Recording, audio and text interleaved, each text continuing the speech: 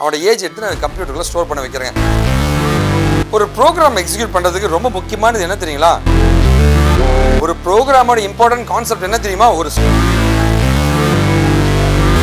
டெக்னாலஜியோட ஒரு மிகப்பெரிய ஒரு பரிமாற்றத்தை உருவாக்கினது தான் வந்து C++ன்ற மிகப்பெரிய லாங்குவேஜுங்க. இன்றைக்குமே கிட்டத்தட்ட பார்த்தீங்கன்னா நான் சின்ன பையனாக இருக்கும் போதே இந்த C++-ஐ நான் காலேஜ் டேஸில் படித்தேங்க, ஸ்கூல் டேஸில் படித்தேங்க, காலேஜ் டேஸில் படித்தேங்க. இப்போ இருக்கிற ஜென்ரேஷனுமே இதை படிச்சுக்கிட்டு இருக்காங்க. அது என்னையா அது 30 வருஷமாக படிக்க ஒரு லாங்குவேஜ், அதெல்லாம் போயிடுச்சுன்னு சொல்கிறாங்களே. இன்றைக்கி பைத்தான், ஜாவா இதெல்லாம் தான் ட்ரெண்டிங் போயிட்டு இருக்கு. அதெல்லாம் இருக்கா இல்லையா? ஏன் காலேஜில் வச்சுட்டு இருக்காங்க? எதனால் நம்ம இதை படிக்கணும்? இதை படித்தா வேலை கிடைக்குமா இல்லையா? நிறைய விஷயங்களை பற்றி பேச போகிறோங்க. நான் உங்களோட அண்ணன் வெங்கட் விக்கிடிகன் காஷிவ். Welcome to channel.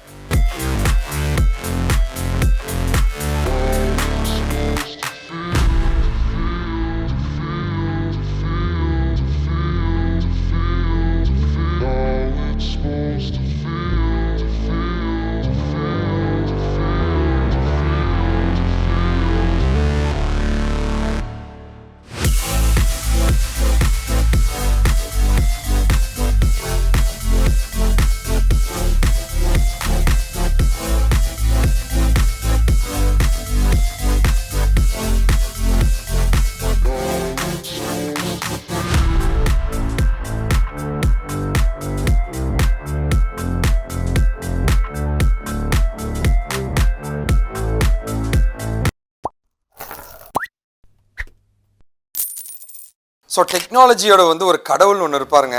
எல்லாத்துக்குமே ஒரு ஆரம்பம் இருக்கு இல்லைங்களா? அந்த மாதிரி ஐடி இண்டஸ்ட்ரியில் ஒருத்தர் நுழையணும் அப்படின்னா இந்த லாங்குவேஜ் ஸ்ட்ராங்கானாங்கன்னா ஐடிக்குள்ளே போயிடலாங்க.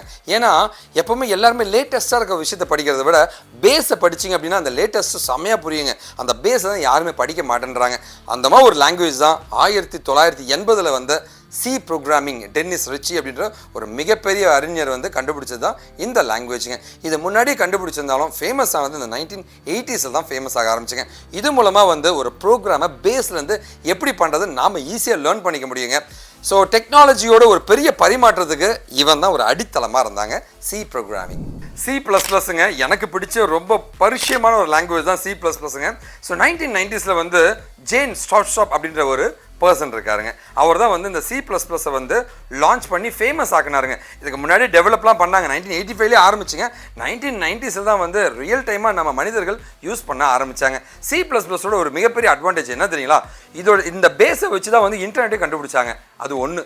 ரெண்டாவது பார்த்தீங்கன்னா இதில் என்ன ஒரு பெரிய அட்வான்டேஜ்னா ஆப்ஜெக்ட் ஓரியன்டட் ப்ரோக்ராமிங் லாங்குவேஜ்னு கண்டுபிடிச்சாங்க. அதாவது கிளாஸ்னு ஒன்று உருவாக்கிக்கோ, இந்த கிளாஸையே டெம்ப்ளேட்டாக வச்சுக்கிட்டு அதை வச்சு அதே மாதிரி நிறைய ஆப்ஜெக்டை உருவாக்கிடு அப்படின்னு சொன்னாங்க. இது மூலமாக ஒரு பேனாவை வச்சு நிறைய பேனாவை தயாரித்தாங்க, ஒரு காரை வச்சு நிறைய காரை தயாரித்தாங்க. ஸோ இண்டஸ்ட்ரியல் வளர்ச்சிக்கு C++ ஒரு மிகப்பெரிய அடித்தளமாக இருந்துச்சுன்னு சொல்ல முடியுங்க. அந்த அளவு பயங்கர ஃபேமஸ் ஆனது தான் C++.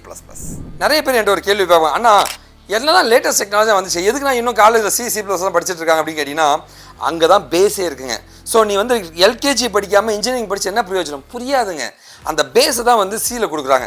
சியில் ஃபங்க்ஷன்ஸுங்க, மாடியூல்ஸ், இந்த மாதிரி நிறைய விஷயங்களுடைய பேஸ் நமக்கு கற்றுக்கலாங்க. அதனால தான் ப்ரொஃபஸர்ஸ் அண்ட் யூனிவர்சிட்டிஸ் சி ப்ரோக்ராமை இன்னும் சப்ஜெக்டாக வச்சுட்டு இருக்காங்க. ஸோ C++உடைய மிகப்பெரிய அட்வான்டேஜ் கிளாஸ் ஆப்ஜெக்ட். நான் சொன்னேன் இல்லைங்களா, கிளாஸ் ஆப்ஜெக்ட்னா இதுக்கு ஒரு கான்செப்ட் இருக்குங்களா, இதான் ஆப்ஜெக்ட் ஓரியன்டட் ப்ரோக்ராமிங் லாங்குவேஜ் அப்படின்ற மாதிரி சொல்லுவாங்க. ஸோ ஃபஸ்ட்டு பார்த்தீங்கன்னா இந்த கிளாஸ்லேயே பார்த்தீங்கன்னா வேரியபிள் மெத்தட் எல்லாத்தையும் பேக் பண்ணி வச்சுப்பாங்க. இது பேர் தான் என்காப்சுலேஷன் சொல்லுவாங்க. ஓகேவா? இந்த கிளாஸுக்கு ஆப்ஜெக்டை கிரியேட் பண்ணாமல் உன்னால் இது உள்ள இருக்கு என்னன்னு கண்டுபிடிக்க முடியாது. அதான் அப்ஸ்ட்ராக்ஷன் சொன்னாங்க. இதோடைய திறமைகள் இன்னும் எக்ஸ்ட்ரா திறமையோட வேலை செய்யுமா அந்த ஆப்ஜெக்ட்டுங்க. அப்படிலாம் பண்ணால் பாலிமார்பிசம் அப்படின்னு சொன்னாங்க. ஓகேவா? இது இல்லாமல் ஒரு கிளாஸ்லேருந்து மட்டும் ஆப்ஜெக்ட் கிரியேட் பண்ணாமல் வெவ்வேறு கிளாஸ்லேருந்து ஒரு ஆப்ஜெக்ட் தயாரிக்கலாமே அப்படின்னு திங்க் பண்ண ஆரம்பிச்சாங்க. அப்பா அம்மா இருக்காங்க, ஒரு பையன் பிறக்கலாமே அப்படின்னு திங்க் பண்ண ஆரம்பிச்சாங்க. இன்ஹெரிட்டன்ஸுங்க. இந்த மாதிரி வெவ்வேறு வகையிலான திறன்களை படைத்தது தான் C++ லாங்குவேஜுங்க. நாம் இப்போ வேரியபிள்ஸ் என்னன்னு தெரிஞ்சுக்கணுங்க. வேரியபிள்னா என்னன்னா ஒரு டேட்டாவை ஸ்டோர் பண்ணி வைக்கிற ஒரு இடம் தான் வேரியபிள் அப்படின்னு சொல்லுவாங்க. ஒரு பென்னு ஒரு பாக்ஸில் நான் வைக்கிறேன் அப்படின்னா அதான் வேரியபிள்னு சொல்லுவாங்க. ப்ராசஸ் பண்ணணும் இல்லைங்களா, அதுக்கு தான் வேரியபிள். அதாவது ஒரு பென் எடுத்து ஒரு பாக்ஸ்குள்ளே வைக்கிறேன். அந்த பாக்ஸை நான் எடுத்துகிட்டு போகிறேங்க. அந்த பாக்ஸை எடுத்து பேக்கில் வச்சுக்கலாம், என்ன வேணால் பண்ணிக்கலாங்க. அந்த மாதிரி வந்து ஒரு பொருளை வைக்கிறதுக்கான ஒரு இடத்த தான் வேரியபிள்னு சொல்லுவாங்க, ப்ராசஸிங் பண்ணுறதுக்குங்க. ஸோ அந்த மாதிரி வேரியபிள்ஸை வந்து டிக்ளேர் பண்ணணும். Into age is equal to 20. எப்போ உன்னோட ஏஜ் எவ்வளோப்பா? 20 வயசுப்பா. இன்ட்டு இன்டிஜர், அது நீ தரது ஒரு நம்பருங்க, இன்டிஜருங்க, ஏஜுங்க இஸ் ஈக்குவல் டு 20. அவன் கொடுத்த டேட்டாவை நான் எடுத்து போட்டுக்கிட்டேங்க. எடுத்து அதை ப்ராசஸ் பண்ண ட்ரை பண்ணணும், ஸ்டோர் பண்ண வைக்கிறேங்க. அவனோட ஏஜ் எடுத்து நான் கம்ப்யூட்டரில் ஸ்டோர் பண்ண வைக்கிறேங்க. அப்போ அந்த வேரியபிள் தான் ஏஜ்னு சொல்லுவாங்க. சரியா? இது ஒன்று. அண்ட் ரெண்டாவது பார்த்தீங்கன்னா, இந்த வேரியபிளை டிக்ளேர் பண்ணுறதா இருந்தால் ப்ரோக்ராமோட ஆரம்பத்தில் தான் டிக்ளேர் பண்ணணுங்க, நடுவில்லாம் டிக்ளேர் பண்ண விடாது. சி ப்ரோக்ராமில் உனக்கு என்னெல்லாம் வேணுமோ ஆரம்பத்தில் டிக்ளேர் பண்ணிட்டுன்னு சொல்லுவாங்க. C++க்கு ஒரு பெரிய ஃப்ளெக்சிபிலிட்டி என்ன தெரியுங்களா? அதாவது ஒரு ப்ரோக்ராம் எழுதுறோம்னு வச்சுங்களேன், into A is equal to 10 நான் எழுதுறேங்க. ஓகேவா? அது மேலே மட்டும் தான் எழுத முடியுமா? ஏன் திடீர்னு ஒரு இடத்துல நான் பெரிய ப்ரோக்ராம் எழுதிட்டு வரேங்க, திடீர்னு ஒரு இடத்துல வந்து ஒரு வேரியபிளை டிக்ளேர் பண்ண டெம்பரவரியாக ஒரு வேரியபிள் டிக்ளேர் பண்ணால் பண்ண முடியாதுங்க. அதாவது சியில் வந்து மேலே மட்டும் தான் பண்ணணும் இருக்குங்க. நம்மளால C++ எங்கே வேணால் பண்ணிக்கிட்டுவாங்க. அதுதான் C++ஓட மிகப்பெரிய அட்வான்டேஜுங்க. So variable declaration anywhere. என்னதான் ஒரு சி ப்ரோக்ராம் நம்ம எழுதினாலுமே அந்த சி ப்ரோக்ராம் கம்ப்யூட்டரில் ஸ்டோர் பண்ணுங்க. அப்படி ஸ்டோர் பண்ணும்போது என்ன எக்ஸ்டென்ஷனில் ஸ்டோர் பண்ணுறது? அண்ணா ஒரு நோட் பேடில் ஒரு டெக்ஸ்ட் அடிக்கிறேங்க, TXன்னு ஸ்டோர் பண்ணலாம். ஒரு எக்ஸலில் நான் ஒரு ஸ்டோர் பண்ணுறேன்னா XLS அப்படின்ற மாதிரி ஸ்டோர் பண்ணுவாங்க. அந்த ஃபைல் எக்ஸ்டென்ஷன் அது ரொம்ப ரொம்ப இம்பார்ட்டன்ட். ஒரு வெப்சைட் நம்ம தயாரிக்கிறோம், ஒரு HTML ஃபைலாக இருந்தால் .html அப்படின்னு நம்ம ஸ்டோர் பண்ணுவாங்க. அதுதான் ஃபைல் எக்ஸ்டென்ஷனுங்க. அந்த மாதிரி சி ப்ரோக்ராமுடைய எக்ஸ்டென்ஷன் வந்து .c அப்படின்றது தான் எக்ஸ்டென்ஷனுங்க. ஸோ .cல சேவ் பண்ணால் இதில் சி ப்ரோக்ராம் இருக்குது அப்படின்னு அர்த்தங்க. அதை எடுத்து நீங்கள் ஓப்பன் பண்ணி ரன் பண்ணிக்கலாங்க. ஓகேவா?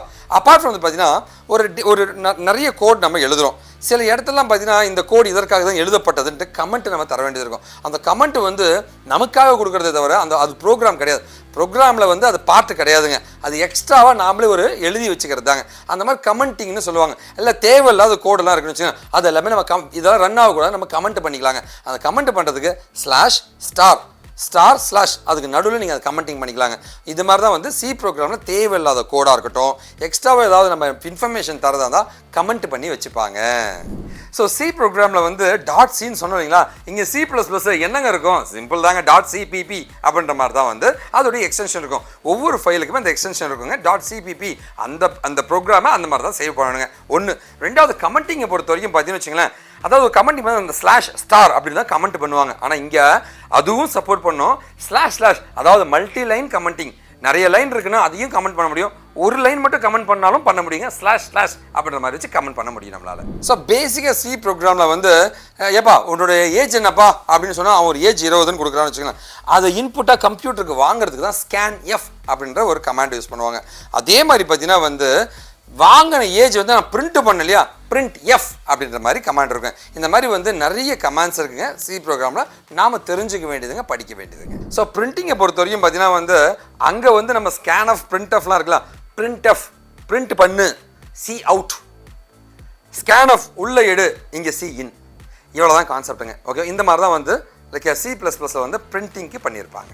ஒரு ப்ரோக்ராம் எக்ஸிக்யூட் பண்ணுறதுக்கு ரொம்ப முக்கியமானது என்ன தெரியுங்களா? ஹெட்டர் ஃபைல்ன்ற லைப்ரரிங்க. அதாவது ஸ்ட்ரிங்கை பற்றி நான் வந்து பண்ண போகிறேன் அப்படின்னா string.header ஃபைல், நான் பிரிண்ட் பண்ண போகிறேன் இல்லை உள்ளே வாங்க போகிறேன் அப்படின்னா வந்து standard io.header ஃபைல். இந்த மாதிரி ஹெட்டர் ஃபைல்ஸும் ஒரு ப்ரோக்ராமில் நீ வந்து லைக் ஏதாவது ஒரு வேலை செய்யணும்னா அந்த வேலைக்கு தேவையான லைப்ரரியை நீ மேலே சொல்லிடுங்க, அதுதான் ஹெட்டர் ஃபைல்னு சொல்லுவாங்க. ஓகேவா? ஸோ சியில் பார்த்தீங்கன்னா வந்து இந்த மாதிரி .h அப்படின்ற ஹெட்டர் ஃபைல்ஸை இன்க்ளூட் பண்ணிட்டு தான் நீங்கள் ப்ரோக்ராமை எழுதணும். C++ல பார்த்தீங்கன்னா வந்து இந்த ஹெட்டர் ஃபைலையே வந்து .hன்னு இண்டிகேட் பண்ண மாட்டாங்க. டைரெக்டாக வந்து முதல்ல வந்து சி ப்ரோக்ராமில் ஸ்டாண்டர்ட் io.header ஃபைல், இங்கே iostream.header ஃபைல்னு சொல்லுவாங்க. அந்த .h அப்படின்ற அந்த ஹெட்டர் ஃபைலுக்கு பதிலாக அந்த .h ரிமூவ் பண்ணிட்டு iostream அப்படின்னு முடிச்சிடுறாங்க. ஓகேவா? அந்த மாதிரி இந்த .h இந்த எக்ஸ்டென்ஷனோட ஒரு ஹெட்டர் ஃபைலை கால் பண்ண தேவையில்லை. முன்னாடி இருந்துச்சுங்க, நான் குட்டி பையனாக இருக்கும்போது நான் பண்ணியிருக்கேங்க, இப்போ அதெல்லாம் கிடையாதுங்க. அது எல்லாமே மாறி டைரெக்டாக ஹெட்டர் ஃபைலை கொடுக்க தேவையானதான் வந்து C++க்கு ஒரு இமிடியட் ஆப்ஷன்ஸுங்க. நாம் இப்போ தெரிஞ்சுக்க வேண்டியது ரிசர்வ் கீவேர்ட்ஸ் ஒரு முக்கியமான கான்செப்ட்டுங்க. ரிசர்வ்டு கீவேர்ட்ஸ்னால் என்னன்னா அப்படின்னு கேட்டிங்கன்னா, இன்டிஜர் அப்படின்னா இன்ட்ன்றது தான் ரிசர்வ்டு கீவேர்ட். அதாவது ஒரு வேரியபிளை வந்து இன்ட் a = 10, x = 20 அப்படி கொடுக்குறோம் இல்லையா, அந்த ஏக்கு பதிலாக இன்ட்டுன்னு கொடுக்க முடியுமானான்னு கேட்டிங்கன்னா கொடுக்க முடியாது. ஏன்னா இன்ட்டுனா இன்டிஜர்னு சொல்கிறதுங்க. அதாவது சில வேர்ட்ஸை வந்து நீ எதுக்கும் பயன்படுத்தக்கூடாதுங்க. அதெல்லாமே வந்து கம்ப்யூட்டரில் இருக்கிற சி ப்ரோக்ராமுடைய முக்கியமான கீவேர்ட்ஸ் அப்படின்னு சொல்லுவாங்க. அது பார்த்தா ரிசர்வ்டு கீவேர்ட்ஸ்னு சொல்லுவாங்க. சியில் ஏகப்பட்ட கீவேர்ட்ஸ் இருக்குது. இன்ட்டு, ஃப்ளோட்டு, கேரக்டருங்க, மெயின், வாய்டுங்க, இந்த மாதிரி நிறைய கீவேர்ட்ஸ் இருக்குங்க. இது எல்லாமே அந்த ப்ரோக்ராம் எழுத பயன்படுத்துறதுப்பா. பிரிண்ட் எஃப்ன்றது பிரிண்ட் பண்ணுறது, ஸ்கேன் எஃப்ன்றது ஸ்கேன் பண்ணுறதுங்க. இது எல்லாத்தையும் வந்து உங்கள் ப்ரோக்ராமில் வேரியபிளாக பயன்படுத்தக்கூடாது. அதான் ரிசர்வ்டு கீவேர்ட்ஸ்ன்னு சொல்லுவாங்க. C++ல வந்து இனாமரஸ் அமௌண்ட் ஆஃப் ரிசர்வ்டு கீவேர்ட்ஸ் இருக்குங்க சியை விட. ஏன் அப்படின்னு கேட்டிங்கன்னா, இங்கே ஆப்ஜெக்ட், அதாவது நீ பண்ணுற வேலையெல்லாம் நான் பண்ணுவேன், நான் இன்னும் எக்ஸ்ட்ரா வேலை பண்ணணும் போது என்கிட்ட அதிகமாக தானே இருக்கும். ரிசர்வ்டு கீவேர்ட்ஸை பொறுத்த வரைக்கும் வந்து கிளாஸ்ன்ற கீவேர்டு அங்கே இருக்காதுங்க, இங்கே இருக்குங்க. நியூன்ற கீவேர்டு அங்கே இருக்காதுங்க, இங்கே இருக்குங்க. இது இல்லாமல் பார்த்தீங்கன்னா வந்து access specifier, private, protected, public, இது மாதிரி ஆக்சஸ் ஸ்பெசிஃபையருங்க. இதெல்லாமே அங்கே கிடையாதுங்க, சியில் இங்கே இருக்குங்க. இந்த மாதிரி ஃப்ரெண்ட் ஃபங்க்ஷனு, விர்ச்சுவல் ஃபங்க்ஷனு ஏகப்பட்டதுங்க. ஓகேவா? ஸோ அங்கே இல்லாமல் இங்கே ஏகப்பட்ட ஃபங்க்ஷனாலிட்டி இருக்குங்க. அங்கே இருக்கிறதே வந்து கொஞ்சமாக மாறியும் இருக்குங்க. ஸோ அலாக்ன்றது மெமரி அலோகேஷனுங்க, இங்கே நியூன்றதை வச்சு அலோகேட் பண்ணிப்பாங்க. ஓகே, அந்த மாதிரி வந்து கீவேர்ட்ஸ் கொஞ்சமாக மாறியும் இருக்குங்க. அவனுடைய கீவேர்டு எல்லாமே இருக்குங்க, சில கீவேர்டு மாறி இருக்குங்க. இது எல்லாமே எக்ஸ்ட்ரா நிறைய இருக்குங்க. ஓகேவா? C++ நிறைய ரிசர்வ்டு கீவேர்ட்ஸ் இருக்குங்க. ஒரு ப்ரோக்ராமோட இம்பார்ட்டன்ட் கான்செப்ட் என்ன தெரியுமா? ஒரு ஸ்ட்ரிங்கை மேனிப்புலேட் பண்ணுறது தாங்க. ஏன்னா அப்படின்னு கேட்டிங்கன்னா, ஏப்பா உன் பேர் என்னப்பா? பேர். ஏப்பா உங்கள் ஊர் என்னப்பா? ஊர். உன் அட்ரஸ் சொல்லுப்பா? அட்ரஸ். உன் மெயில் ஐடி சொல்லுப்பா? Mail ID. இது எல்லாமே ஸ்ட்ரிங்குங்க. இந்த ஸ்ட்ரிங்கை வந்து நம்ம ஸ்டோர் பண்ணணுன்றது ரொம்ப ரொம்ப இம்பார்ட்டண்ட்டுங்க. அந்த ஸ்ட்ரிங்கை வந்து C ப்ரோக்ராமில் வந்து ஸ்ட்ரிங்குன்னு ஒரு டேட்டா டைப் இல்லைங்க. அப்போ என்ன பண்ணுவான்னா, என் வெங்கட்னு இருக்குன்னு வச்சுக்கோங்க, VENKAT. ஓ 6 கேரக்டரா? அப்புறம் கேரக்டர் ஒரு அரேவாக போட்டு, ஒரு டப்பாவாக போட்டு, அந்த டப்பாக்குள்ளே கொண்டு போய் போட்டுக்கோ, அந்த மாதிரி எழுதுவாங்க. ஓகேவா? கேரக்டர் அரே மாதிரி டிக்ளேர் பண்ணி அதுக்குள்ளே தான் வந்து டேட்டாவை ஸ்டோர் பண்ணுவாங்க C ப்ரோக்ராமில். ஆனால் C++ இன்னும் நிறைய கொண்டு வந்துட்டாங்க, அதை பற்றி நம்ம பார்க்கலாம். ஸ்ட்ரிங் ஃபங்க்ஷன்ஸுங்க ஒரு மிகப்பெரிய லீப்புன்னு சொல்லாங்க. ரொம்ப பெரிய ஒரு விஷயம் வந்து இந்த ஸ்ட்ரிங் மேனிப்புலேஷன்ஸில் தான் வந்து C++ பண்ணியிருக்காங்க. அது எப்படின்னு கேட்டீங்கன்னு வச்சுங்களேன், இங்கேயும் ஸ்ட்ரிங் டாட் ஹெடர் ஃபைல் இருந்துச்சுங்க, அங்கேயும் ஸ்ட்ரிங் டாட் ஹெடர் ஃபைல், ஸ்ட்ரிங்ன்ற ஒரு ஹெடர் ஃபைல் இருக்குங்க. ஆனால் இங்கே பார்த்தீங்கன்னா வந்து ஒரு ஸ்ட்ரிங்கை டிக்ளேர் பண்ணுறதா இருந்தால் ஒரு அரேவா, ஸோ ஒரு கேரக்டர் அரேவாக டிக்ளேர் பண்ணி அதுதான் ஸ்ட்ரிங்குன்னு சொல்லுவான். இங்கே அப்படி இல்லைங்க, ஸ்ட்ரிங்குன்னு ஒரு டேட்டா டைப்பை கொண்டு வந்துட்டாங்க. அப்போது மேனிப்புலேஷன், ஒரு அரேவை மேனிப்புலேஷன் பண்ணுறது மிகவும் கடினங்க. ஒரு ஸ்ட்ரிங்கை மேனிப்புலேட் பண்ணுறது ரொம்ப ரொம்ப ஈஸிங்க. ஸோ மற்றபடி பார்த்தீங்கன்னா வந்து ஸ்ட்ரிங் மேனிப்புலேஷன் அப்படின்னா வந்து சியை விட C++ மிகப்பெரிய லெவலில் வந்து சூப்பராக பர்ஃபார்ம் பண்ணக்கூடிய ஒரு கேப்பபிலிட்டியை உருவாக்கிட்டாங்க. அண்ணா ஒரு டேட்டா இருக்குன்னா அந்த டேட்டா வந்து நான் மாற்ற முடியுமா அப்படின்னு கேட்டிங்கன்னா, கண்டிப்பாக மாற்ற முடியுங்க. ஏப்பா எவ்வளோப்பா காசு வச்சுருக்க? 20 ரூபா 30 காசுங்க. என்ன அந்த 30 காசு சொல்லிட்டு இருக்க? 20 ரூபான்னு சொல்லியா? அப்போது அந்த டேட்டாவை கன்வெர்ட் பண்ணணும். 20 ரூபா 30 காசை 20ன்னு மாற்றணும். அந்த 20 ரூபா 30 காசு அந்த ஃப்ளோட்டுங்க, 20 ரூபான்றது இன்டீஜருங்க. ஸோ ஒரு ஃப்ளோட்டை வந்து இன்டீஜராக கன்வெர்ட் பண்ணுறது தான் வந்து டைப் கேஸ்டிங் அப்படின்னு சொல்லுவாங்க.